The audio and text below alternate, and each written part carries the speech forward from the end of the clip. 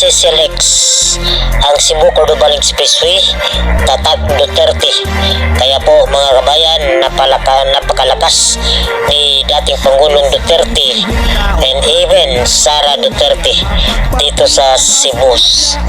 Dahil po ito po nga napakaganda na CCLX ang Cebu-Cordobal Expressway from Cebu City to down to Municipality of Cordoba. At kung ikaw ay bago pa lang sa aking YouTube channel, huwag kalimutan mag-subscribe at pakipindot sa notification bell para updated ka.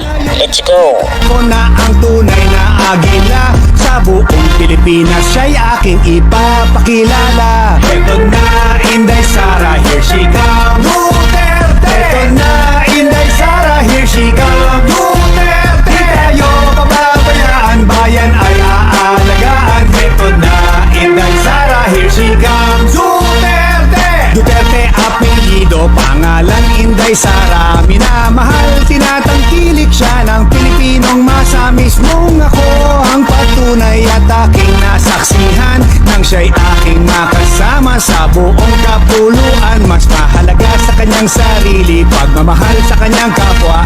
Puso niya sumeserbisyo sa kapos at mga dukha. Ang mapabuti ang buong bansa'y kanyang hinahangad, at ang tiwala ng sambayanan ay may lagay sa kanyang palad. Ito na Inday Sara, here she comes. Duterte! Ito na Inday Sara, here she comes. Duterte! Di tayo pababayaan, bayan ay aalagaan. Ito na Inday Sara, here she comes. Duterte! Ito na Inday Sara, here she comes. Duterte! Ito na Inday Sara, here she comes. Duterte! Di tayo pababayaan, bayan ay aalagaan. Ito na Inday Sara, here she comes. Duterte! Isang taong may tapang, may pitak sa ating bansa. Isang taong may prinsipyo, may isang salita. Paglipad ng agila, magkaisa tayong lahat. Pagmamahal, suportang tunay ang ating ipangtapat. At tayo ay susuklian, buong pusong paninilbihan. Buong mundo niya ay